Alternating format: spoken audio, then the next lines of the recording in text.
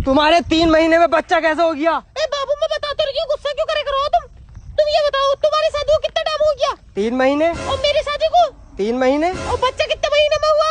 3 महीने में। तो हो गए ना 9 महीने। मैं आपको एक गाना सुनाऊं? सुना दे भाई। पहले बोलो, गुस्सा तो नहीं करोगे? अरे नहीं करूँगा भाई, सुना दे। ठीक है। तुझको लगाऊंगी मैं खींच के। आपने बोला था गुस्सा नहीं करूंगा, गुस्सा नहीं करूंगा, आपने बोला था। कहाँ कर रहा हूँ मैं गुस्सा? ठीक है, इतना ही गाना। आपका बच्चा पढ़ने में बहुत ज्यादा कमजोर है। लिखने में कैसा है?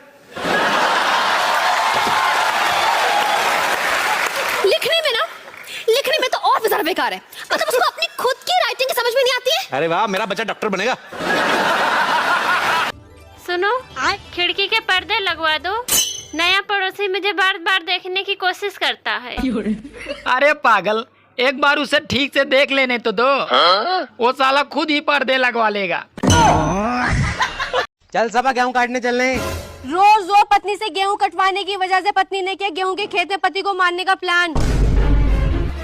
रोज रोज पत्नी के नए नए बहाने से तंग आकर पति ने किया पत्नी की सहेली से भागकर शादी करने का फैसला। पति की बातों को ध्यान में रखते हुए पत्नी ने मांगी पति से माफी। पत्नी ने मांगी माफी पर पति ने नहीं बदला अपना फैसला। अरे कहाँ इन अखबारों की बातों में आ रहे हो? चलो गेहूं काटने चल रहे हैं। अरे अखबार में सही लिखते हैं, सही रखते हैं न्यूज। अरे कोई सही ना है, ये सारी गलत लिखी हुई है। चलो। क्या हो गया, इतनी भीड़ क्यों लगी हुई है? अरे सामने वाली पड़ोसन ने अपने पति को मार दिया। अच्छा, क्यों? अरे उसने पोछा लगाया था, फ्लोर गीला था और वो उस पे चल दिया। तो ये फोर्स अभी भी बाहर खड़ी है, अंदर जाके उसको गिरफ्तार क्यों नहीं करती? फ्लोर अभी भी गीला है। बेबी ये लो, मेरी मम्मी से बात करो। अरे तू कर ले, मैं क्या करूँगा? अरे करो।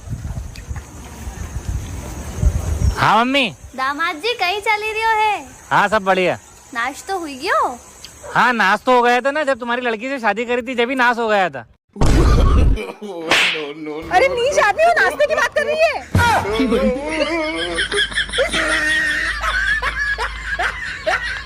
ओए चुड़ैल, चल खाना लगा। मुंह तोड़ दूंगी तुम्हारा। जब देसी पी कर आते हो तो जाने मन बोलते हो, इंग्लिश पी कर आते हो तो डार्लिंग बोलते हो। आज कौन सी पी कर आ गए? ठर्रा। सुनो। हाँ 500 रुपए देना, जरा कुछ काम है। यार मुझे कुछ सुनाई नहीं दे रहा है इस साइड से। तुम एक काम करो, इधर आके बोलो। आ जाओ। मुझे यहाँ से वहाँ घुमा रहे हैं, अभी बताती हूँ उनको। सुनो, 5000 रुपए देना, जरा कुछ काम है। एक काम करो, तुम इधर ही आ जाओ, इधर से सही सुनाई दे रहा था। कितने मांगे थे? 500 रुपए मांगे थे ना तुमने। ये लो, जाओ ऐश करो। क्या हो गया? ज्योति।